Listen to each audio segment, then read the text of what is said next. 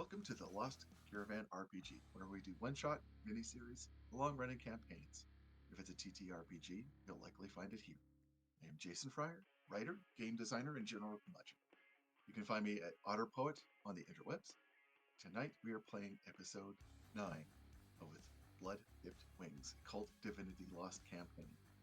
If you'd like to catch up on the previous episodes or our numerous other streams, you can find them right here on this YouTube channel. You can also check out our community at lostcaravanrpg.com. With Blood-Dipped Wings is a dark tale that explores mature themes, delving into Gnostic horror and personal trauma. So if that's not your cup of blood, please feel free to give this story a pass. And with that, I'd like to go around and let players introduce themselves, perhaps for the last time, tell us who they'll be playing tonight. I'd like to start with Benji. Hi, I'm Benji, and tonight I am playing your ever-loving resident doll, Brooks Haverly, who is in a spot of trouble. Put it mildly. Yes. I'll go over to Mir. Hey all, I am Mir. You can find me on the internet at Mir Draws, and I am playing Kate Smith, the Avenger, tonight. It's gonna get wild. Down to JD. Hey, I am JD. I can be found on the internet at JD Not Jason Dean pretty much everywhere. And tonight I am playing Lucas Wolf, the Descendant. We're gonna see what happens when he goes to confront his father in hell. And finally, Dido.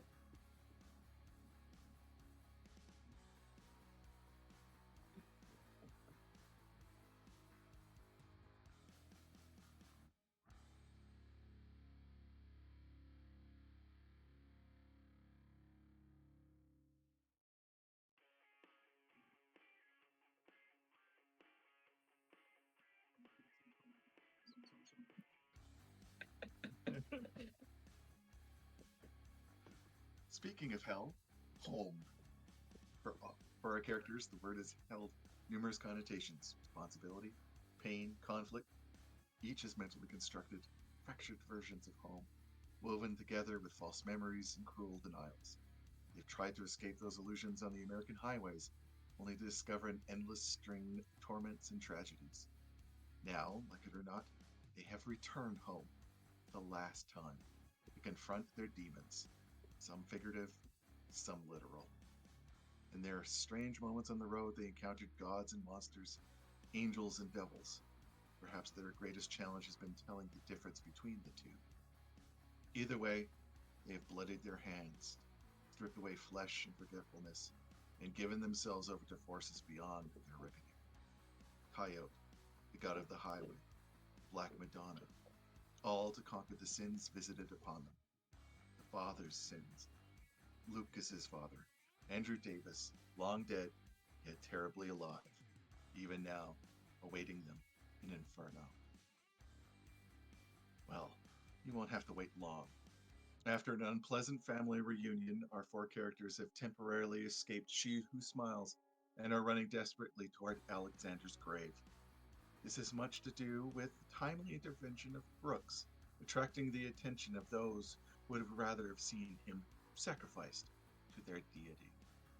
Ironically, Brooks himself has called upon God in his time of need, God of the highway, and it has answered. So, Brooks, She Who Smiles and her entourage are descending upon you. So, what exactly are you relinquishing your soul for? Get me to my friends, and I'll be on your payroll. Oh, these sound really good, Brooks. You do understand what this means.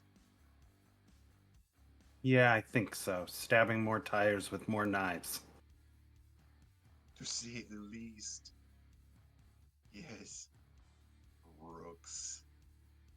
We will have so much fun together. The people around you are frozen. you can see She Who Smiles is literally reaching out, and her hand is beginning to basically rip like like an overripe fruit to reveal something beneath it. In fact, her entire body seems to be splitting open. But they're all frozen. All frozen.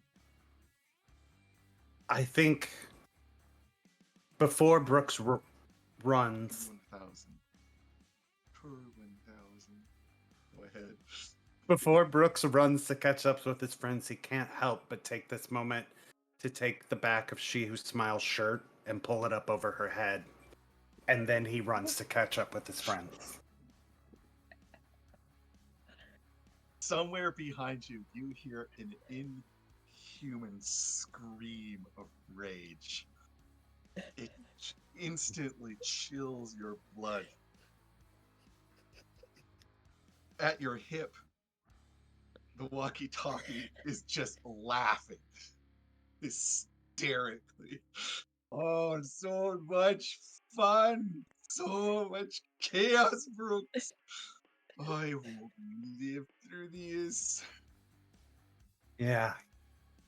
Well, maybe that makes two of us. You reach the path. Time seems to have started again. That scream. You can hear people shouting behind you. You cast one last glance as you kind of go through there's a gate to the family plot. You get through that. Behind you, you see She Who Smiles is getting bigger and bigger. Copious rolls of fat and lard like skin are beginning to rip out of her perfect body, revealing what can only be described as a rancid dollop of mayonnaise.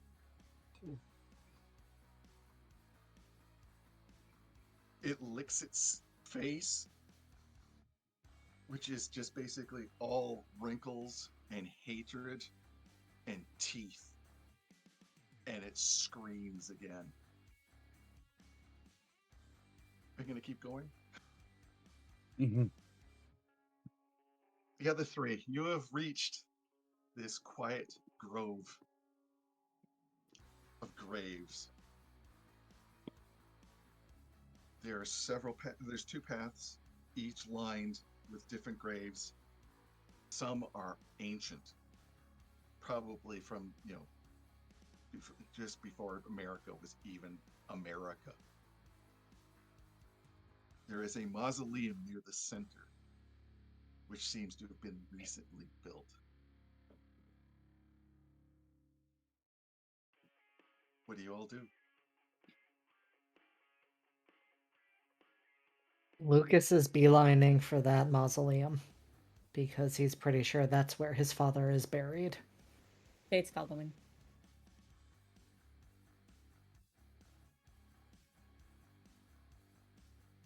Fate's following, but also is trying to like scan the names and the dates and just like as they're going through.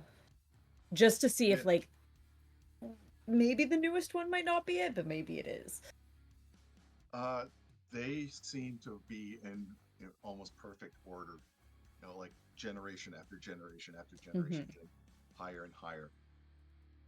For whatever reason, they've just basically decided to put this new one at the center as if the entire family is supposed to be worshiping it.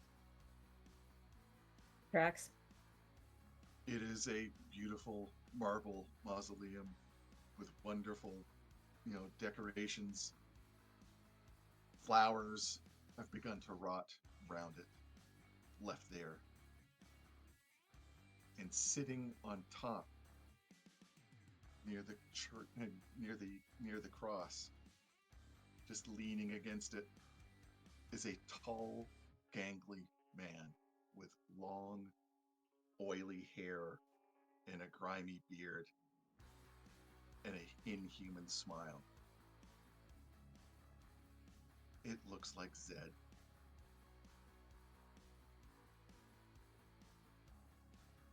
What do you all do?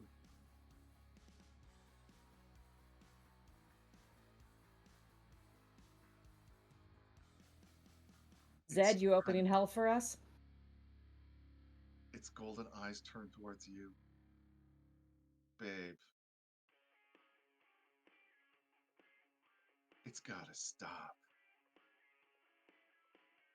Why would you turn your back on that, too? Looks at Maybe there's Lucas something more fun inside. and Eve. Looks at Eve and then smiles. That one. That one. She gets it. I don't like the other. Why don't you just kill them both and come back home?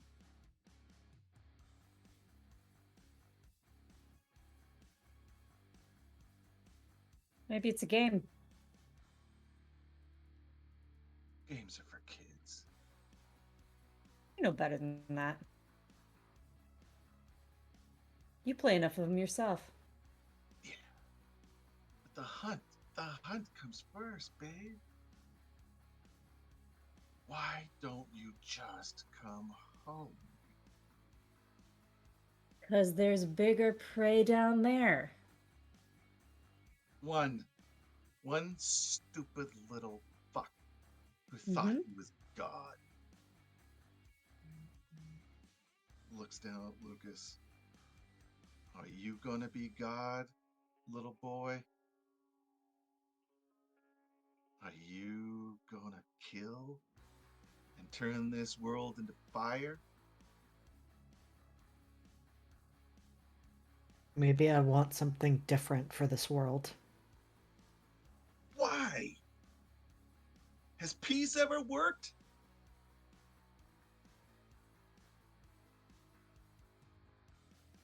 Who says you wouldn't be caught up in that fire? I've been caught up in a lot of fires, boy. I've burned many, many times, and each and every time it's been so much fun. Now he looks to Eve, and you can smell it inside of you. It's coming out. It's about to burst. You want to turn this world into a charnel pit, don't you? To eat, to feed on the dead. I can see it on your lips. Why don't you just kill your little boyfriend? Come with me. I can show you so many things. Things that Fury has decided to turn her back on.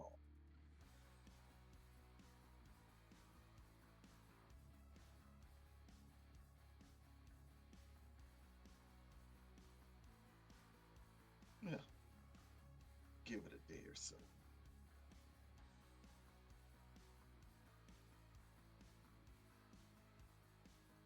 Come on. Yeah?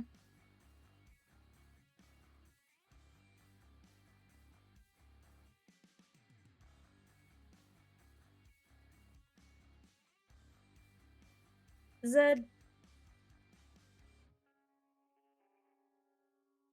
you get us down there, I come back and we're done.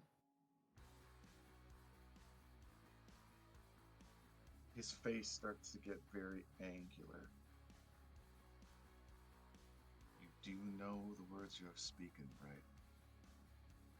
Is that a promise? Fury, you gonna finally come back and stop pretending? I still don't remember this Fury. Kate's making this promise, though.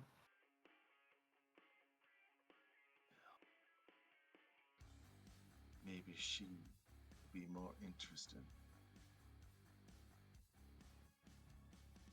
Find yourself. Swear it.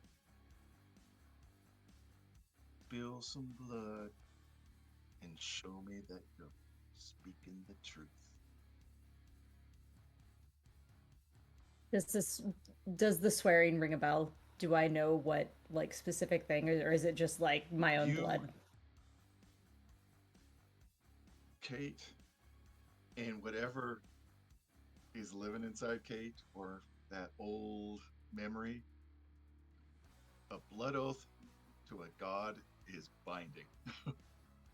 And you have suspicion that that is a god sitting up there. Yep. Yep. And glance at the others.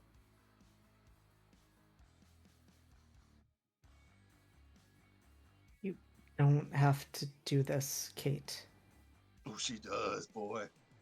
She really, really does.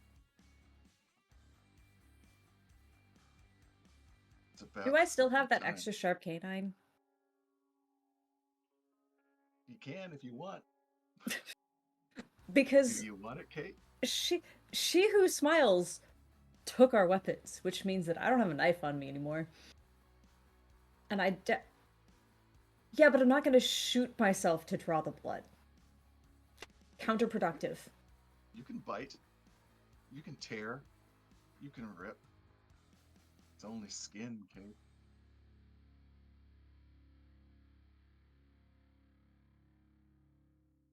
Yeah, we're just... that's what we're doing. You bite into your wrist. No. We're tearing. Brooks, you come running in to this grove, seeing the scene just as Kate nails kind of go in,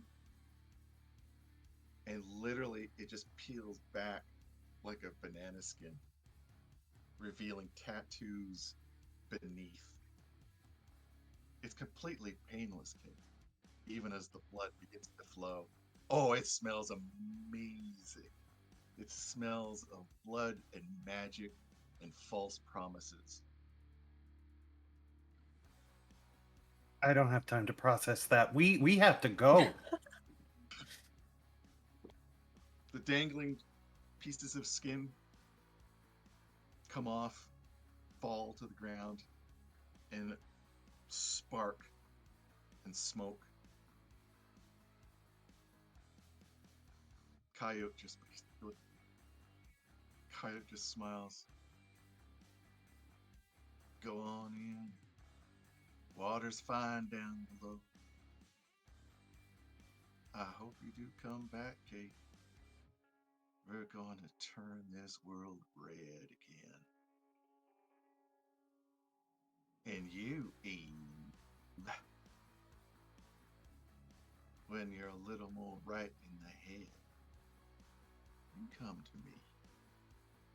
I'll make things right for you. You, boy, such opportunity wasted. Say hello to your daddy. And he just leans back.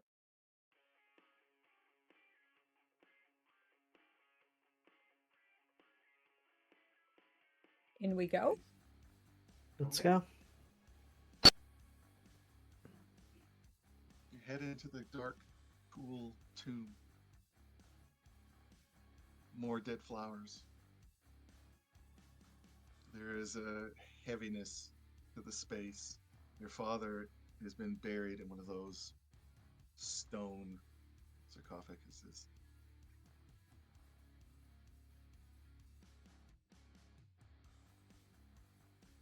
You can easily push it back if you want.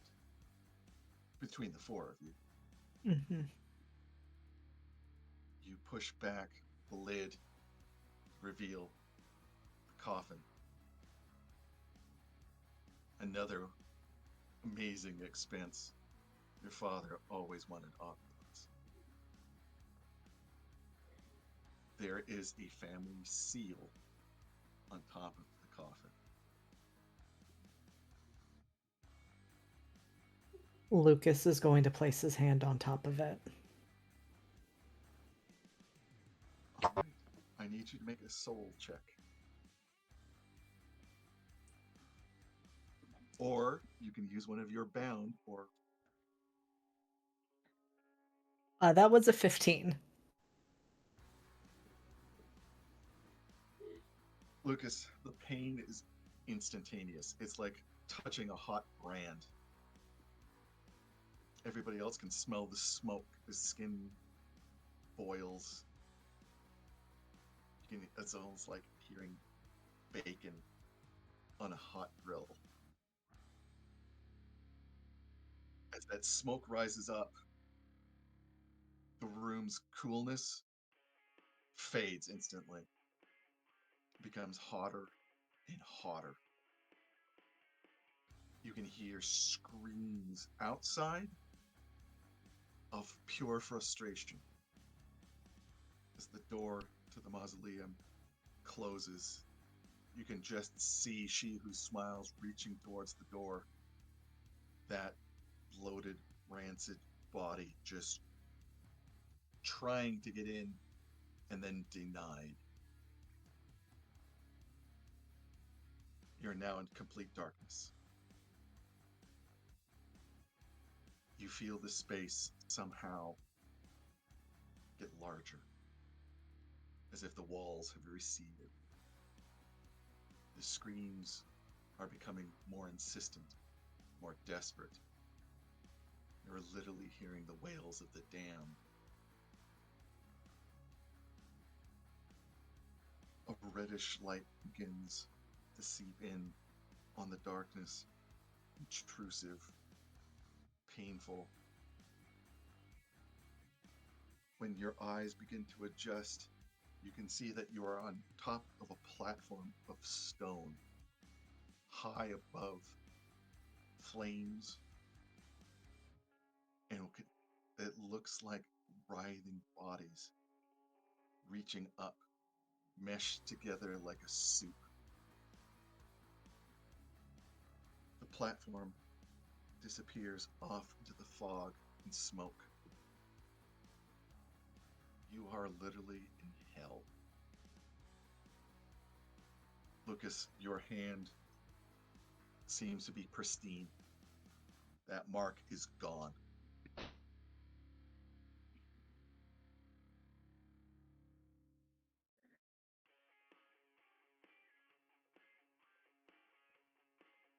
Holy shit, we did it.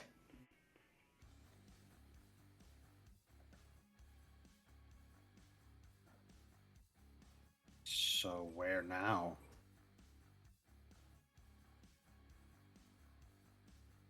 Well, I think unless we want to join the orgy down there, we probably follow this path. Don't tempt me. Yeah, everybody should try to keep it together.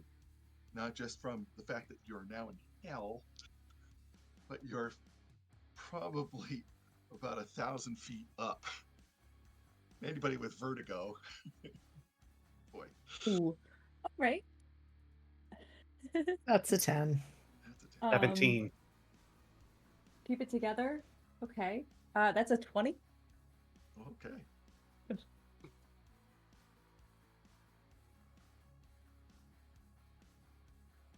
Oh, wait. 19. Okay. Our lovely Brooks and Kate, hell. Eh. They've seen worse. The other two, I had a vacation like this once. the true weight of what has occurred, that you are in hell, kind of settles in. Are you angry, sad, scared, guilt-ridden, maybe distracted? Or are you going to be haunted by this experience at a later time?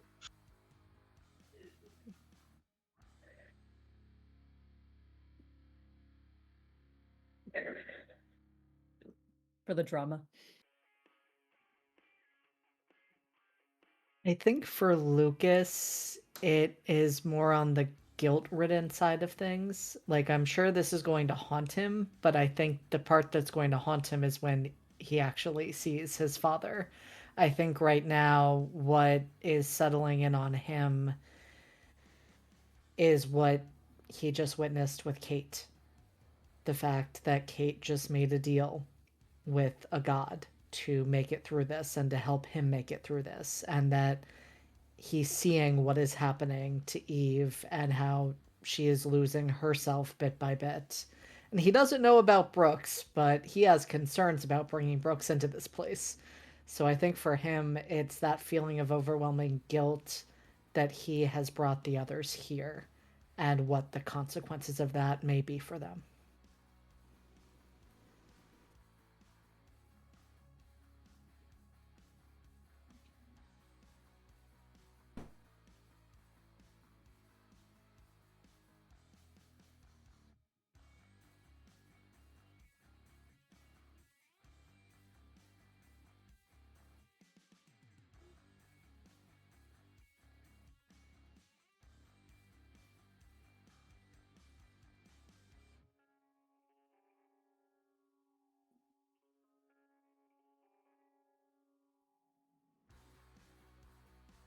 Okay.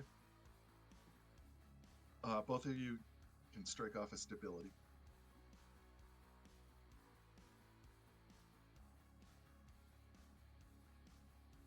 This onyx pathway, as it leads off into the smoke, you suspect that there are like pillars beneath. If you've got enough willpower to lean over the edge, you can get a better look. Kate's fine just knowing it's standing. Kate doesn't need to know how or why. They just gotta keep going. Brooks will look. Brooks, you look into what can only be considered an endless battlefield. This soup of bodies is actually fighting itself. You'll see bodies come up to tear at each other, at themselves. There are weapons of war that are new and old and ancient. People are, well, they can't really be called people because they're barely held together. They have died so many times that they've lost any kind of concept of humanity itself. And this walkway is basically like stakes that have been shoved through this protean soup. And the bodies keep washing up against it, each pillar and washing back, washing up and washing back. Some are trying to claw their way up and always failing, falling back into this endless morass of pain and war.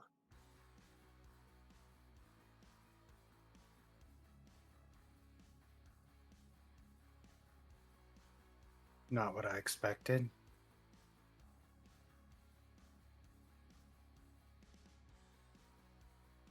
Shall we move on? Go. Who's leading? This is very, very important. I would imagine Lucas is leading. Does Kate still have the guns? Yes. Did those come with? Okay. Mm-hmm. Emotional support weapons. Down here, they feel much more comforting to you. As if they're Emotional part support of you, weapons. as if they want to be a part of you. Mm-hmm. Will you That let they them do. be a part of you? Not yet. But that's a Okay. yet. Those scars that can only be, those ribbons of flesh, the tattoos are beginning to glow. As if touching this light and consuming it. Eve, where are you in the position? Lucas is.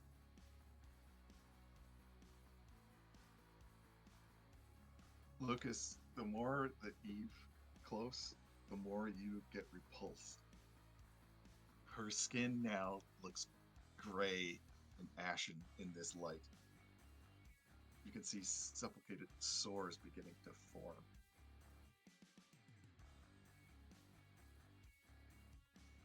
Like stab wounds. Like old stab wounds. And broken wings, her outfit, it almost looks like the cloth is becoming broken wings draping down her back. Eve, on the other hand, feels perfectly at home here in some regards.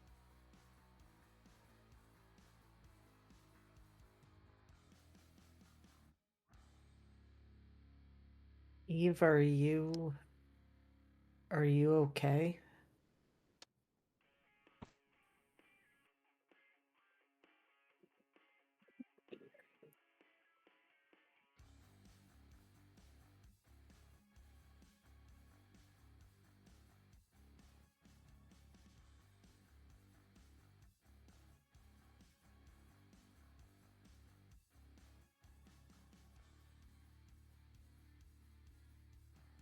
And Lucas tries to stay as close as he can without completely recoiling for as uncomfortable as it feels. I need you to make a soul roll as you proceed down this path. It begins to arc and curve, almost in response to you walking, as if it's some serpent that you're walking on the back of. 15. Despite this weird attempt to dislodge you or to confound you, because it's so shiny that sometimes you get dizzy, you concentrate and draw upon that inner strength that you found back in the church, the Black Madonna. You hear those comforting words of the angel whispering in your ear, calming you. Step after step, you can hear the distant machinery beginning to rumble over the screams and the fighting and torment. And somehow that machinery, that cha-chunk, cha-chunk, matches your heartbeat. Maybe it's even your heartbeat, bringing that sound into this space, calming this space, controlling this space. You continue when you see 5 large pillars stretching up out of the smoke up ahead. Obsidian pillars shaped almost like a crown. Crown fit for a god.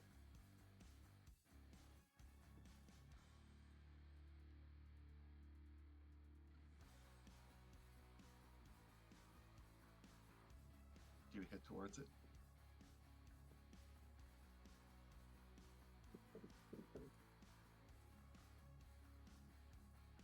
This crown is enormous. Each pillar is probably 200 feet tall, made out of pure onyx.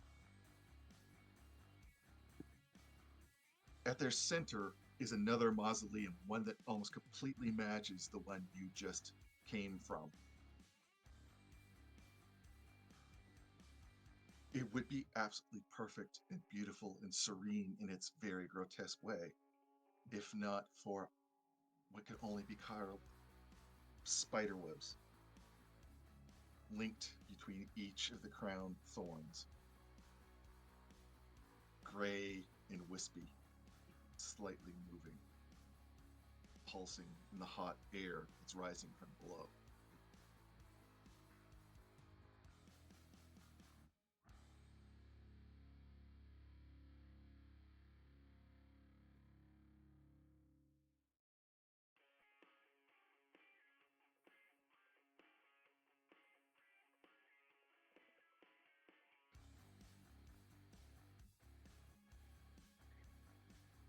Lucas hesitates. not just because of that site, but he hasn't stopped moving, but there's definitely been a hesitation to his footsteps as they're getting closer.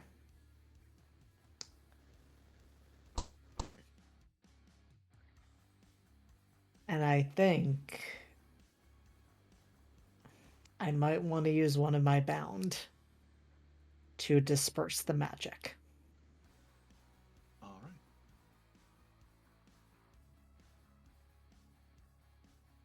right. Who's in the back? I think That it might would be Kate keeping the rear. if Kate's keeping the Unless- rear, then it'd be Brooks, yeah. Okay. Kate, you feel that sense that your feet are going out from under you Mm-hmm. as Lucas begins to shine with this angelic light filling the space. That tormented screaming from below and that machine, gets even more drowned out by that machine sound to the point that it's actually pounding against you. You know how a sound can wrap around you and hold you? That machine sound is now deafening and cracking your bones. To Eve, it is a violation sound. Resonating through her. Brooks, you kind of instinctively turn back. You can make a act under pressure to save Kate. Okay. Oh, okay.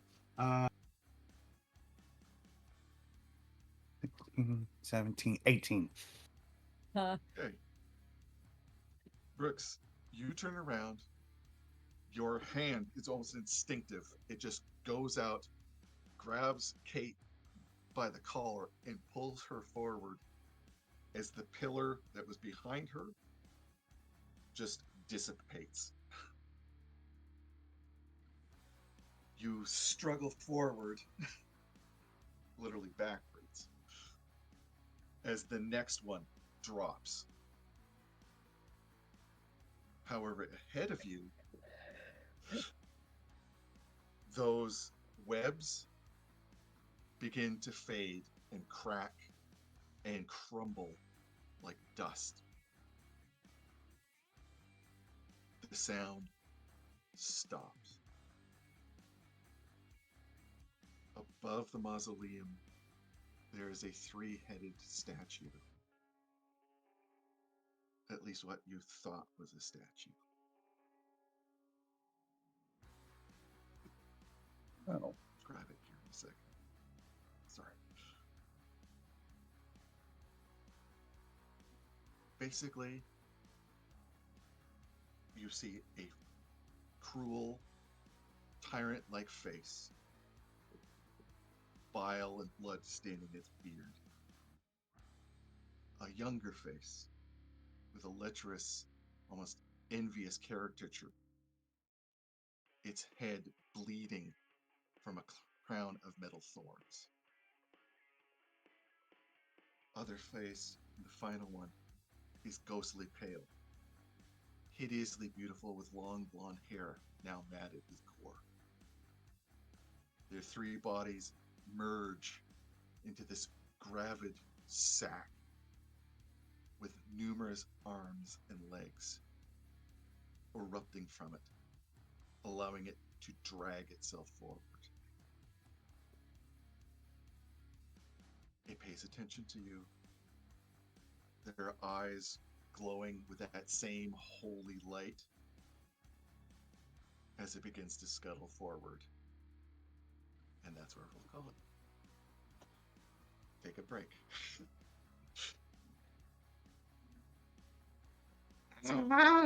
We'll be right back in hell. And we'll see you soon, hopefully on the outside.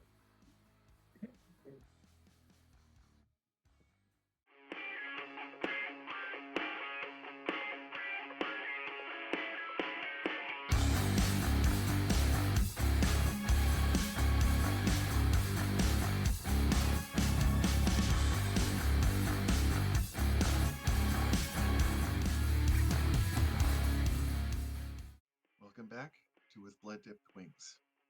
When we last left our group, they were quite literally in hell, trying to murder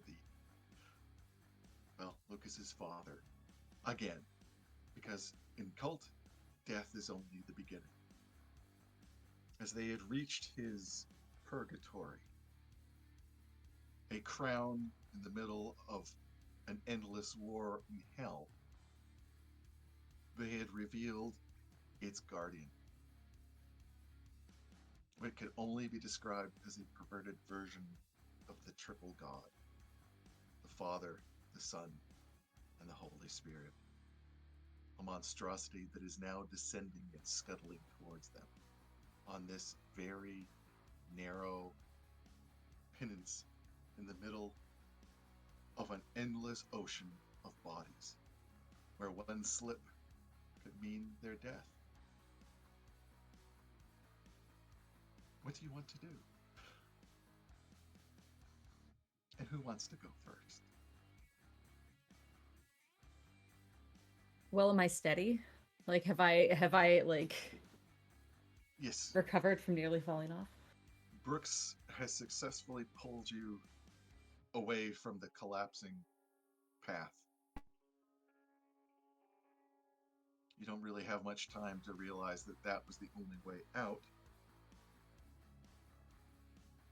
Or at least, you can think about that later.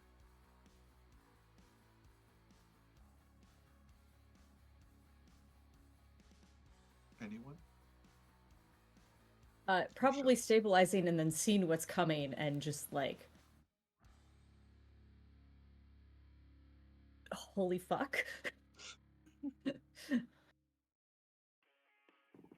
And then it's, like,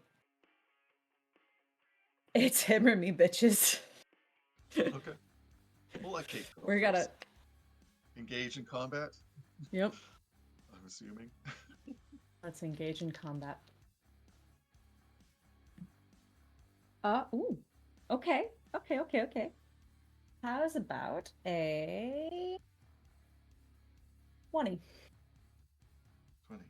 You can inflict damage and avoid counterattacks, which in this case is very good. And what are you using? Handgun? Oh no, I'm using that rifle. Or using the rifle? What you see, everybody, this entire space is just filled with the deafening sound of an automatic weapon going off. You all instinctively duck your heads as the bullets reflect off what appears to be its skin, which is actually metallic. It's bronze. Pieces of bronze have basically been grafted to this thing's body. And it instinctively raises up one of its many arms, basically like a shield. It closes the space. Who wants to go next? I would like to use my ice cold advantage. Okay. You keep your calm and cool even in the midst of violence and chaos. Whenever you're in a violent conflict, roll for edges. Okay. Please, please, please, please, please. Don't let my luck run out on me now. Okay, not bad, not bad. That's a 12. Okay. So it says I get 2 edges. 2 edges. The one I want to use the most is put someone in a bad position. Everyone gets +2 to any attack moves. Okay. And then I'll save my other edge to avoid an attack later. Just tell me how you do that with this triple Yeah. monstrosity, which Brooks, seems to be able to shift. here's the thing. Brooks works out. Brooks is surprisingly dexterous and keeps those muscles for all of his clientele. So I think when he sees this thing moving in after it deflects the bullets, he gets its attention and is like, hey, no, you want me over here. so that it like exposes its backside to the other three Okay. to try to maneuver it into a bat. So just waving his hands and maybe even does like a cool little roll to get over there. Like, Yeah, I can kind of see you basically going along the edge of this platform, yeah, trying to use the other crown-like pillars to your best advantage to make it not be able to attack as properly. yeah. All right. It is now concentrating on Brooks, much to his chagrin. Much to my chagrin. Brooks will also get out his handgun. Not going to fire it yet, but he's going to get it out. Okay. Brooks, I need you to avoid harm. Could I use my second edge to avoid an attack? Yes, you can. Yeah, I'll go ahead and do that. I'll avoid an attack. All right. What you and everybody else sees is that it basically scuttles forward, and these huge metallic claws just keep on, sparking on the ground, just barely, missing you, as if it's trying to pull you into its embrace. Who's next?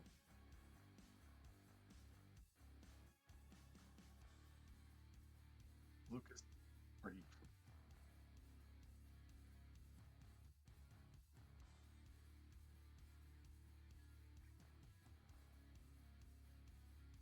Is Lucas, that the read I get on the situation? you want to actually assess the situation, observe a situation? I would. Yes. We'll consider that your.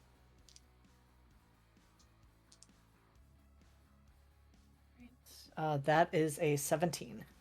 You can ask 2 questions. And from this point forward, you get an extra +1. Depending if you act on those answers. All right. I always forget what the questions are. I can read them off to you. What is my best way through this?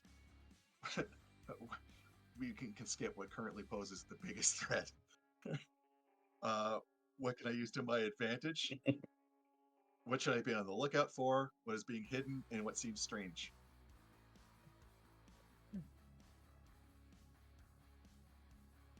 So I think I'm gonna ask what is being hidden, but in the context of like, what are we facing? Like, is this my father? Lucas had enough schooling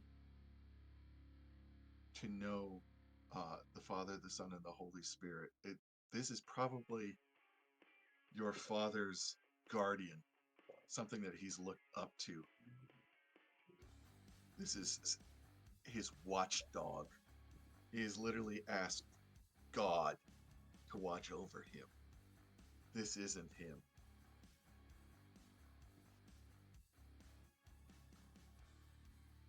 And so Lucas looks at Eve and says, no, this isn't him.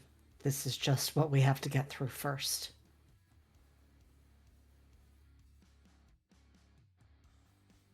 You have another question if you want it. Yes. I'm gonna hold that and think on that while Eve takes her action. All right.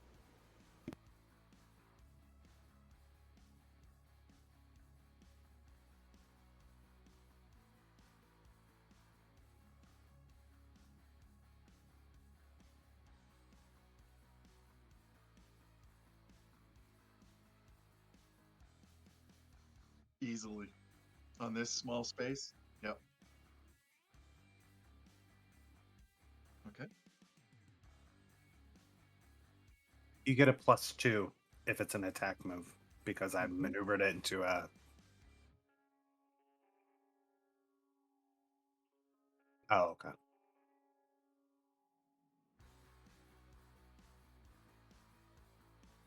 $15? Yep.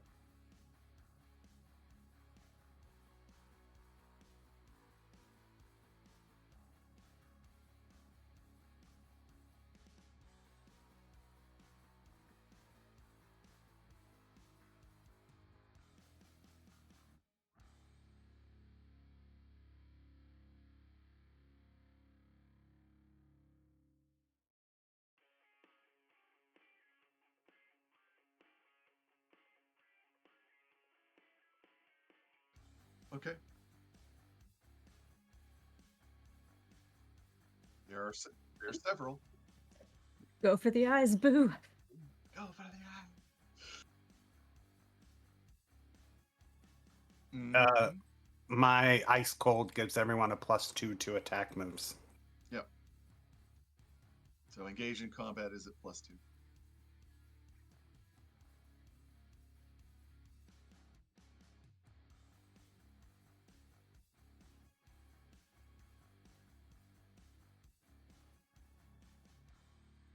Yep. You can hit it, do damage, and get away without a counterattack.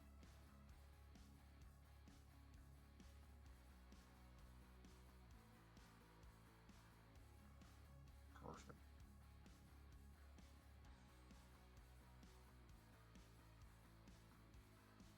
Okay. You actually can feel some of the armor beginning to peel away, and you get into the meat. It rages and turns around, which is just an unnerving aspect. You're now face to face with the Holy Ghost, this gaunt thing with metal teeth. Fortunately, you're able to get back and out of its reach before it grabs you. But you've definitely, between you and Kate, you have definitely weakened it.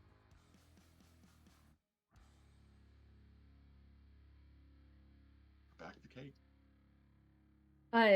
Since I hadn't actually moved all that far to attack, I was still next to Lucas and Eve. Would I have heard that, like, that's not my dad thing? Mm-hmm. Okay. So I'm looking at this, looking at Lucas and going, does that mean your dad's in there? And like pointing at the mausoleum. I'm assuming, yeah. Let's get you in there. It's distracted. And so I'm going to again join in on the try to keep its attention away from Lucas. Okay. And Engage in continue. violence. Yeah, continue to fire. Shoot it. That is a. Wait, okay, so I have a +2 still. Mm-hmm. Alrighty. Until- 22. Yep. Again, you hit it. Unfortunately, as the bullets divot into it, actually cause some real damage. Blood begins to spill out. It just goes into this wild spin of claws reaching out, because there are two people that are close to it. That's Eve and Brooks. I need you both to avoid harm. Sorry. Yeah.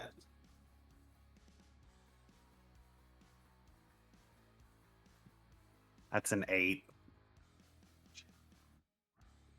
Okay.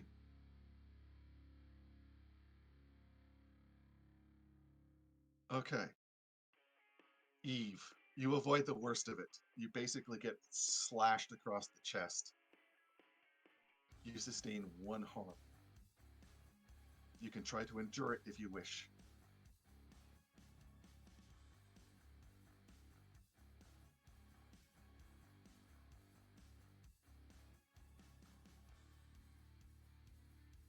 I missed it. Yeah.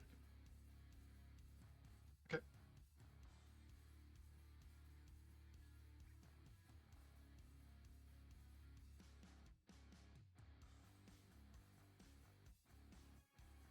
15. You ride through the pain. Unfortunately,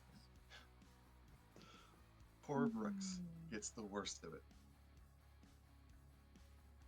Brooks, one of the claws sinks into your chest, and you're literally pulled up into its embrace, and these bony metallic arms crush into you. You feel things beginning to pop and bleed. You now have one serious wound.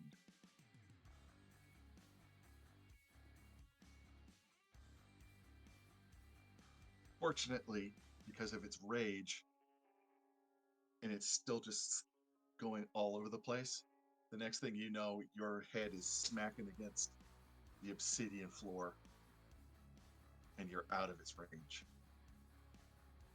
However, because you're no longer distracting it, everybody loses that bonus. Mm-hmm. All right. Who wants to go next? I And- would, Oh, okay. actually. Because I think Lucas, in response to what Kate said, is like starting to sprint his way towards the mausoleum. And he sees Brooks go down. Okay. And he hesitates. And then he fully stops. And I would like to use Lay on Hands to heal Brooks. All right.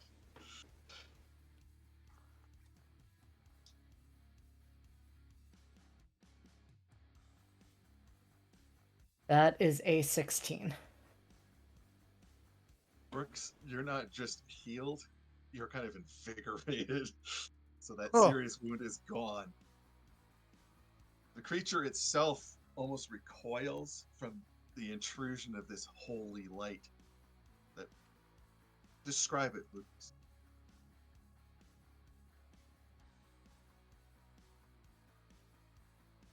Lucas runs over to Brooks and drops down on his knees beside him and puts his hands in the center of Brooks' chest, almost like he's about to do CPR. And he starts to glow, not unlike he did when he destroyed those spider webs and all of that in a few moments before, but I think there's more gold in the light that surrounds him at this time, and it flows into Brooks and then flows into that creature. Okay. Oh. Thank you, Lucas. On the next turn, you can actually consider that an attack, if you wish. And we've got your other little power if you want to use that too.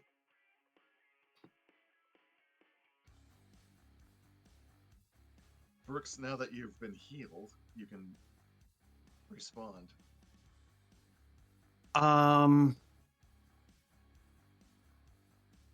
Yeah. I think I would look to Lucas and just be like, thank you. I'm too pretty to die. I don't know what I was going to do. Go get to your father. And Brooks is going to pull out the handgun and aim it at this monster. And I think if I can try to get its attention again and get this whole ice cold thing started up again to give Kate and Eve a better option. Maybe like not fire a shot at it, but fire a shot to attract its attention. Okay, so Like- using basically trying to use that move rather than engage in combat. Right. Okay, go for it.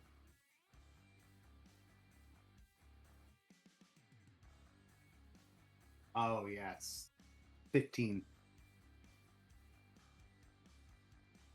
So you've got its attention again. I think I shoot the gun into the air and I'm just like, "Hey ugly. I'm still up."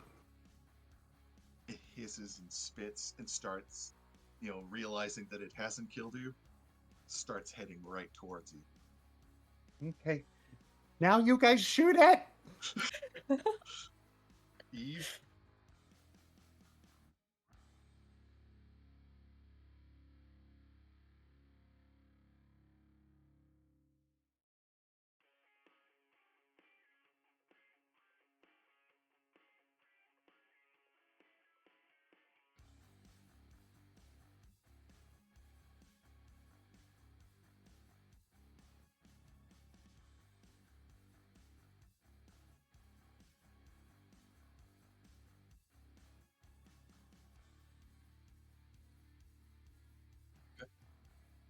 Plus, you get your +2 again.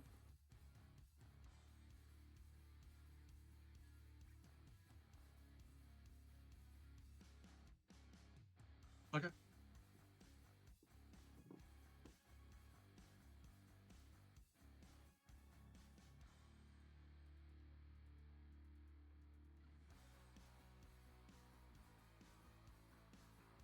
Once again, you hit it perfectly without being.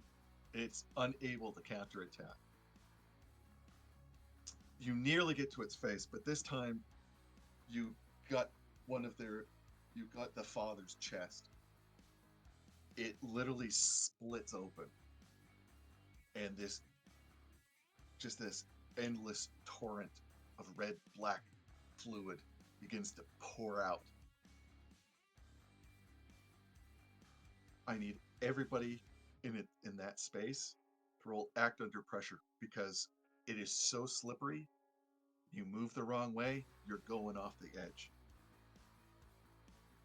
So that would be actually everybody.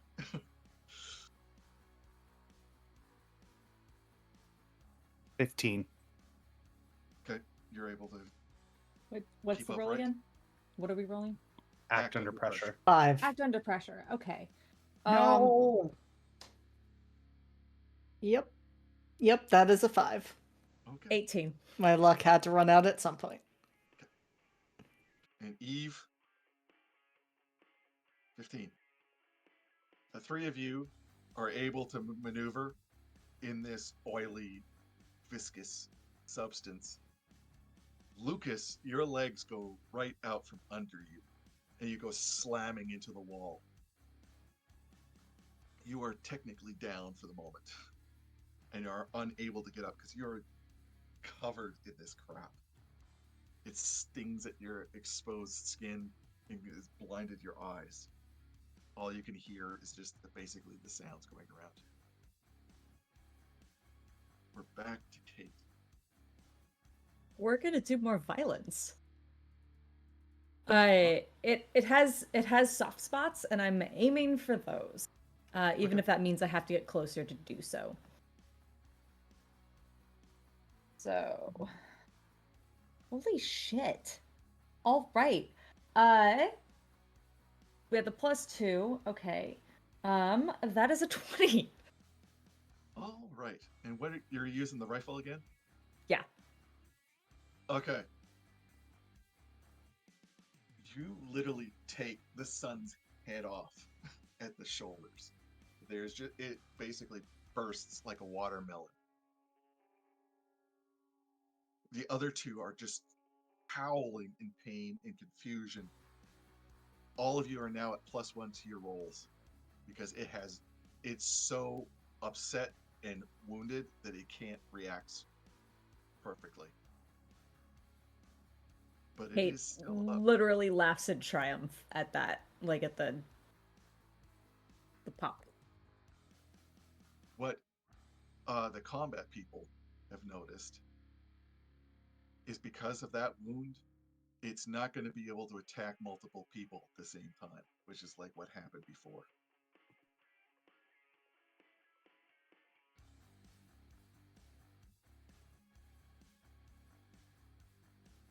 Who wants to go up?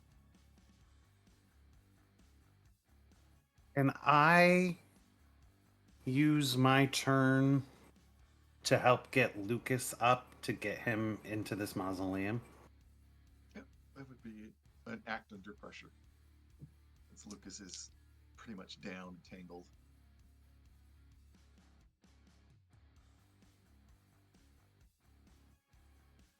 Well, 12.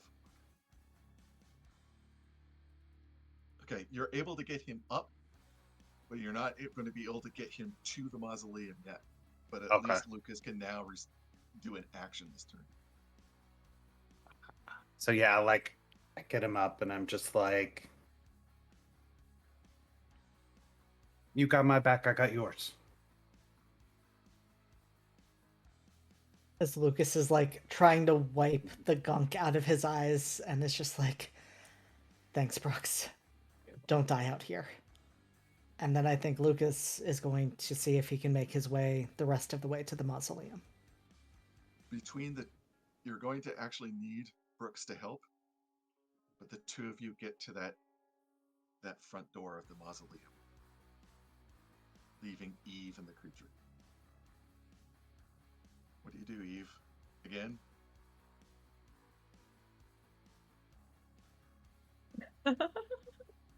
All right.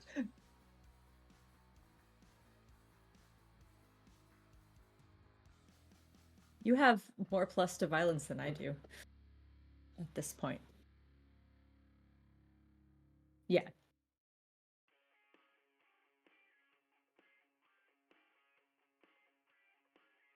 Ah. Just.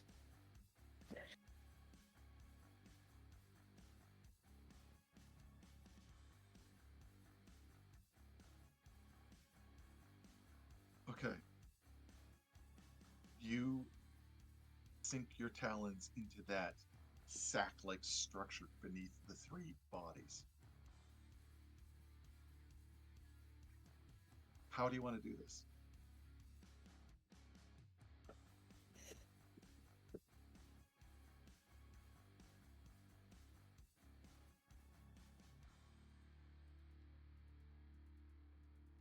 Oh.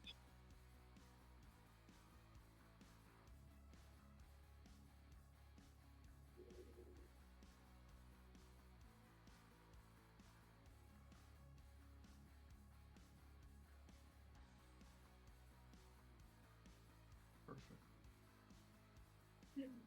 Okay. For everybody else, this is what you see. The sack comes apart. It splits like an overripe fruit, spilling maggots and larvae all over Eve in this wave of living things. She gets a nice mouthful as well. I need you to act under pressure and also to avoid harm as the thing literally collapses on top of you, the last bit of its life fading away, trying to throw you and it over the side.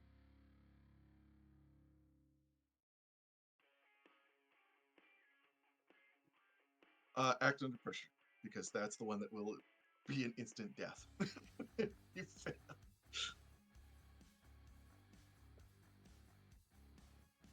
Okay. All right.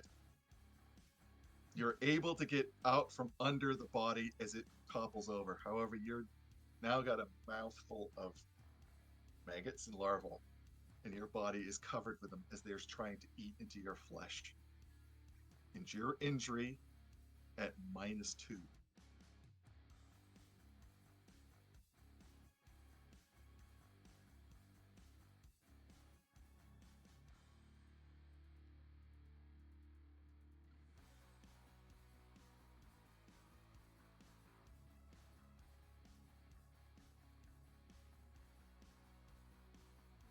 Lose 1 time. You can feel them starting to coil down your throat. At first, it's like you're drowning, and then you find yourself gulping as if you need these inside you, as if they belong inside you.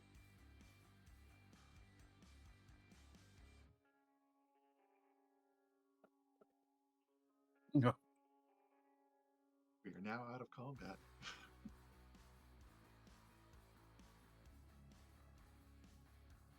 Kate's moving forward to see about pulling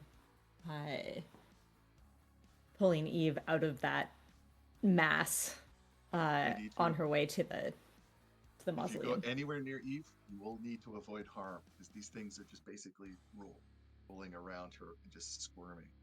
All right.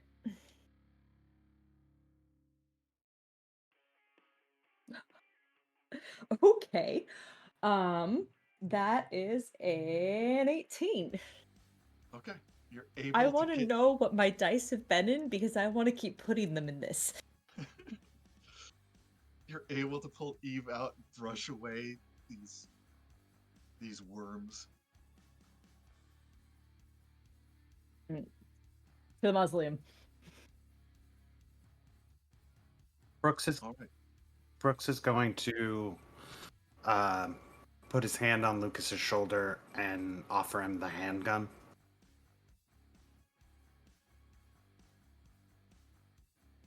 No, that's not how I want to do this, Brooks. But Got thank it. you. Okay, go get medieval on his ass then.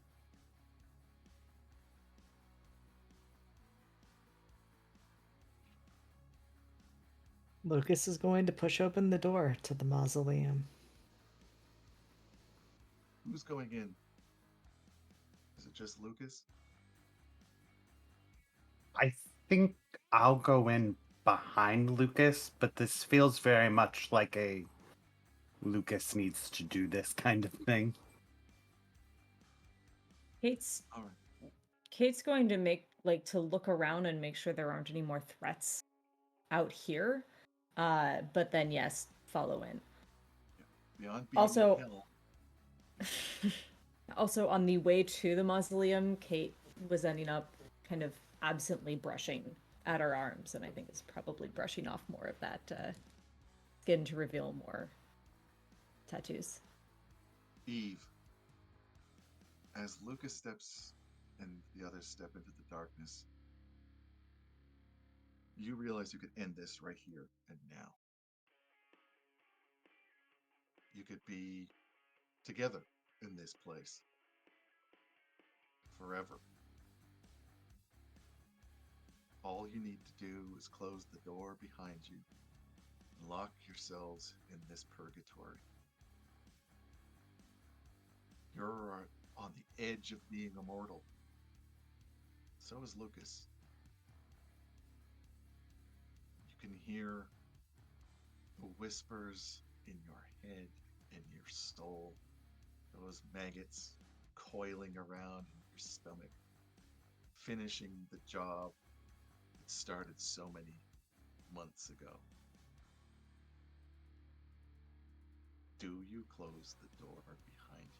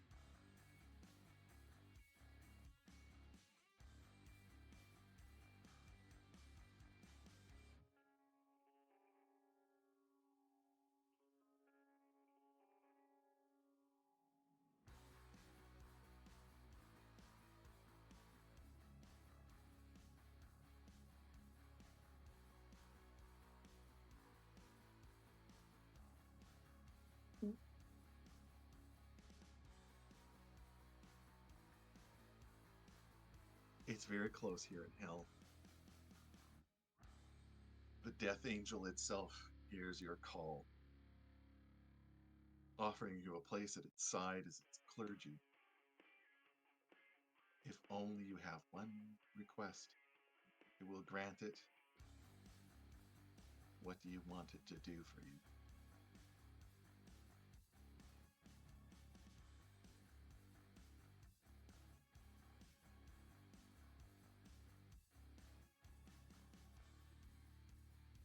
You hear this soft chuckle rumbling up from within you. Such pleasures we'll have together. It is done. Whether or not he takes my offering is up to him. But we are now bound. Inside, it is a small room, like a bedroom. an older room. Lucas, you remember it. It was part of the house. Maybe renovated. It was your room. But beforehand, it was your father's room. There are Bible pages and childish drawings of war and death scattered like leaves on the floor. Tattered medals, broken toy soldiers. Here and there are some old war photographs, some from World War I, some from World War II, a few even from the Civil War. It is a tattered history of your entire family, from father to son, now to father again. Off in the corner, you see a small figure going and banging two G.I. Joes together. You've seen old pictures of your father as a child. The little boy looks up, frightened at first, confused.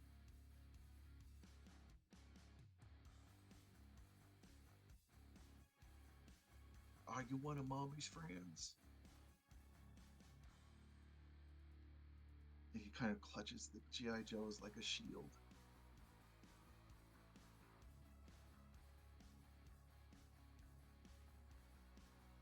Lucas gestures for Brooks and Kate to step back, if not completely out of the room, upon seeing that the figure inside is his father as a child. And then he approaches as unthreateningly as possible. I mean, he doesn't have a weapon on him, but he is covered in a lot of gore. And he kneels down, a bit of distance between them to get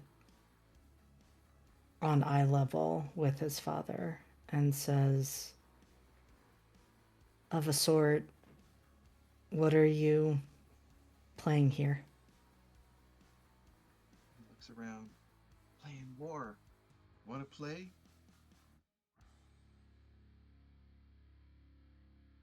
Yeah. I'd love to play. Okay. Like, just can't make too much noise. Mom gets mad. Yeah, we'll be really quiet.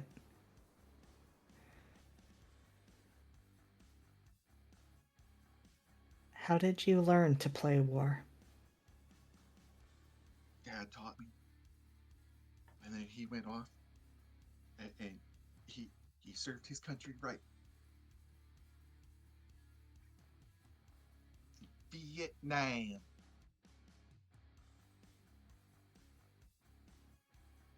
Did you go to Vietnam? Are you a soldier?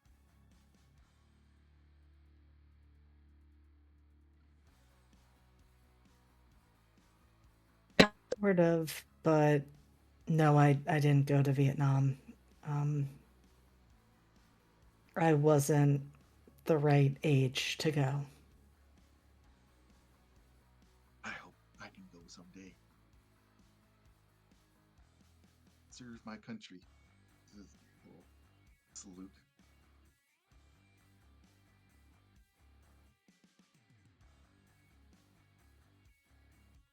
You must be really proud of your father. Mm-hmm. Mm-hmm. And Mom says I have to be like him. All of us have to be. Gotta be a good Davis. Mm-hmm.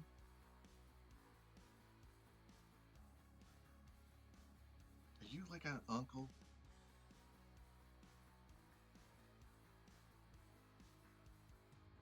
You could sort of say that, yeah. He pushes one of the GI Joes over to you. Lucas takes it. You remember your father giving you this once, telling you to be a proud man.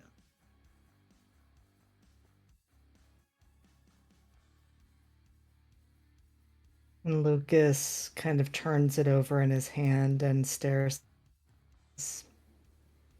You know, my father gave me one just like this too. Oh, I like GI Joes.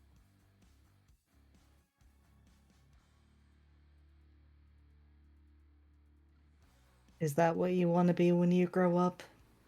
Mm-hmm. I A want to be a soldier? soldier. I want to be a soldier. Do right by my country. That's what Mom says.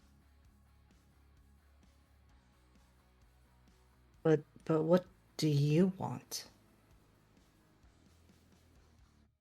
He looks really confused at that.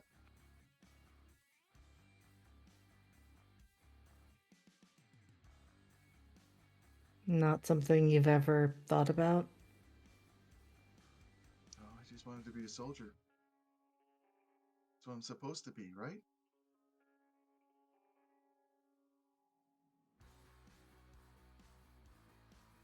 I don't know. People can be a lot of different things. What do you want to be?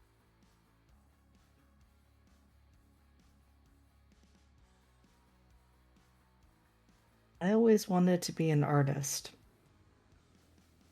Oh, like drawing stuff. Yeah. He kind of points proudly to the room. Yeah, I was going to say, you've done some really good work here.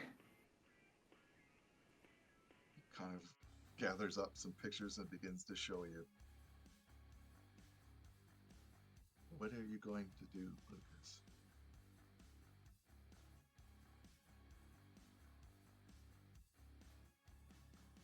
Lucas spends a couple more minutes talking with his father, who is no longer his father in this moment, but a child. And at some point, he reaches over and very gently takes his father's hands and says,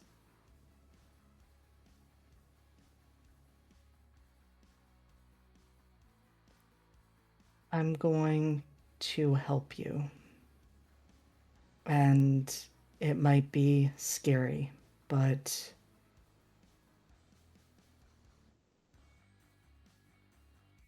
I hope it's going to let you become the man I can see you could have been.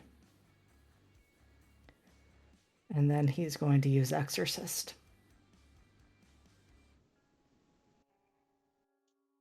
Camera pulls back. Where's everybody else? Kate did not leave. Kate stayed back towards the doorway, but she Same. did not leave. And she's ready to take this thing out if she has to. As the camera pans back, you see our character silhouetted. We hear the confused cries at first, and then the screams. And then we'll cut the dark. When the deed is done, the darkness pulls back. You find yourself back in your father's true mausoleum. The cold stone, the coffin still sealed. All of you can still feel that cling of inferno tainting your skin. But you're back in reality. It is quiet. It is silent. Outside and within.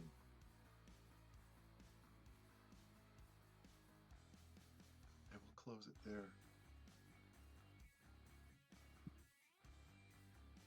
What do you see happening to you, Brooks, in the weeks and the months to follow? Brooks gets a car of his own. He heads back to the No Name Motel. Talks to Alice about setting up there, maybe taking a room for a period of time. And he's just gonna travel the roads, wait and see what the God of the Highway asks of him. And meet new people and sleep with new people and have all sorts of new experiences on the highways. The God of the highway provides, and the God of the highway takes. Somewhere in between, Brooks finds peace. Brooks finds the strength to be on his own. And Alice. We move the camera over to Kate. What does Kate's life look like? I think the question there is more, what does Fury's life look like? Because Kate made a promise. And I think that promise includes remembering. And you do remember. Remember yourself as Fury. Coyote's companion. His hunter. His lapdog. But after centuries of tasting blood and screams, you were tired of it. And that last night, you saw the flash, flash, flash of someone's camera in solitude.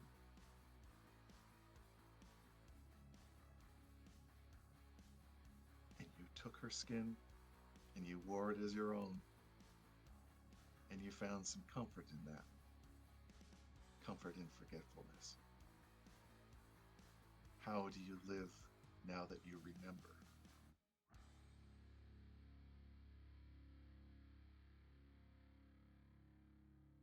There's comfort in forgetfulness, but there is also unease, anxiety, that sense of missing something that you had before, that you knew before, that you'd seen, that you'd experienced. And that can get to you too.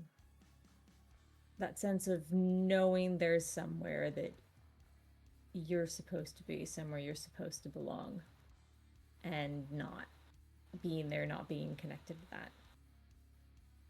And so I think it was a nice vacation. Maybe she'll do it again sometime.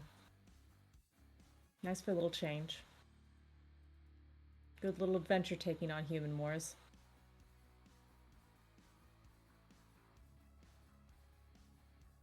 Eve, you're consumed by that thing within eventually. Is it a comfort? Is it a curse? Where do we find her in the weeks and months to follow?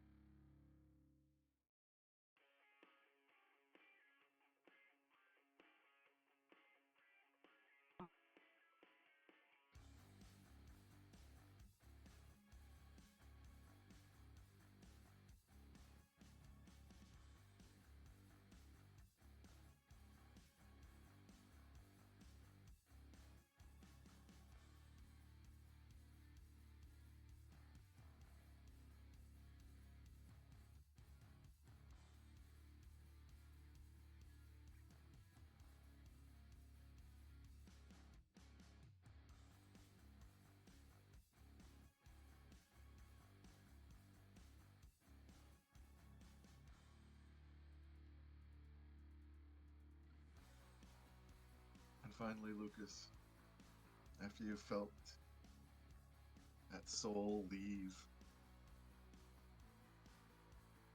where do we find you in the days, in the months?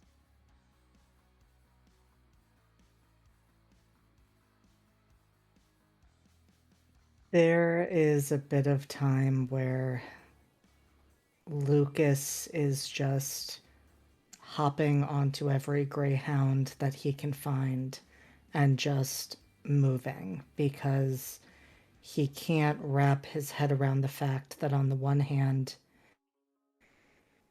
he feels like he finally unraveled centuries of trauma and damage within his family with this action.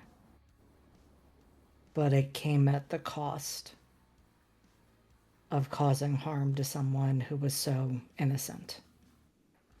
And he can't get those screams out of his head, so he just keeps moving at first. But as he always has since he left, he settles down. And he tries as much as he can to make the places he stops in better than they were before. To offer art classes to wayward youth.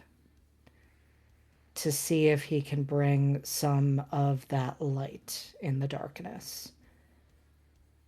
And he keeps his own darkness to the apartments that he stays in, to the rooms that he rents. He tries not to let it spill over. And I think Eve is the only person who really sees that there is that darkness inside of him, that the damage of unmaking a child is something he'll never move on from.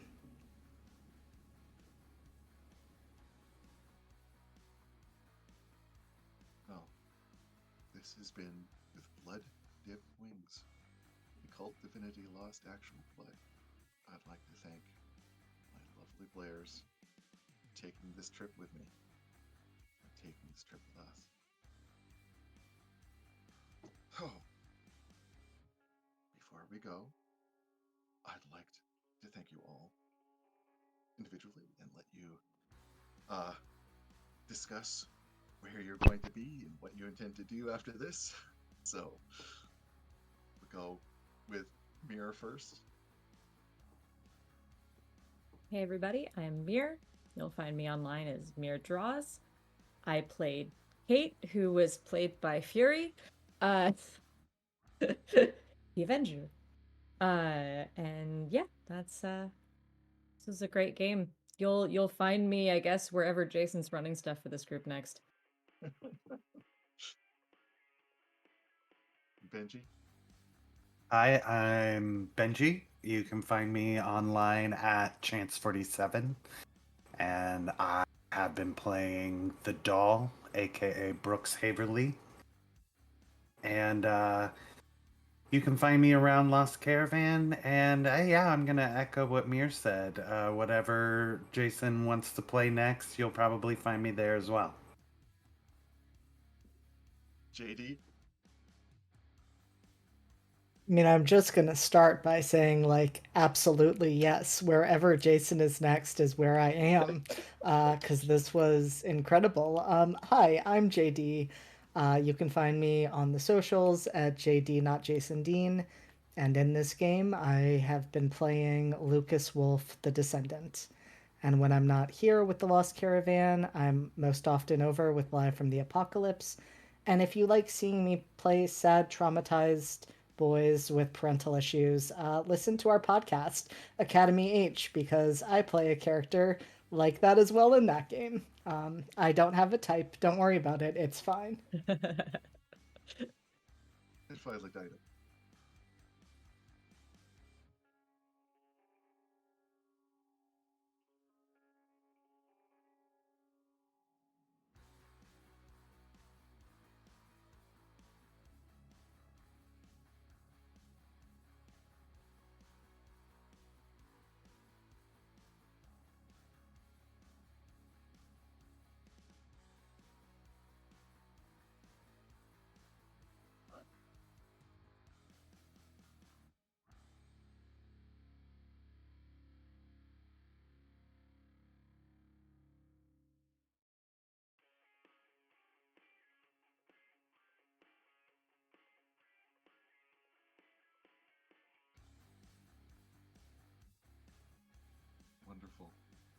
again, my deepest thanks to all of you, my ever amazing cast members. If you like what you've seen, please feel free to join us on our Discord, listed in the text below. It's where we hold casting calls, announce other shows, and generally hang out being giant nerds.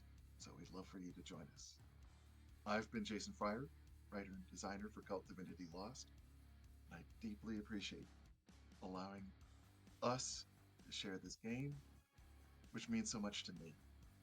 You can find me on the interwebs at OtterPoet, screaming into the void, and wherever these people are, because they're like family now. The good kind, not the dark, horrible kind that we've experienced during this story.